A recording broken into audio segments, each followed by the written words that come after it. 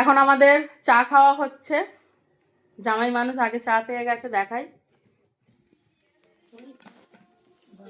জামাই মানুষ আগে চা পেয়ে গেছে। চা আর কি খাচ্ছ বলো মুখে, কি ওটা?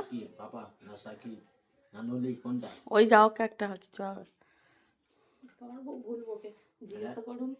চিকেন পকোড়া আমাদেরও এখানে এসে গেছে।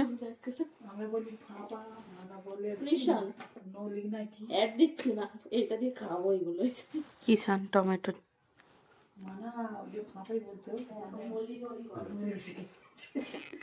আমাদের চিকেন পকোড়া, কফি, এই যে কি পাঁপড় ভাজা বলে, নলি ভাজা।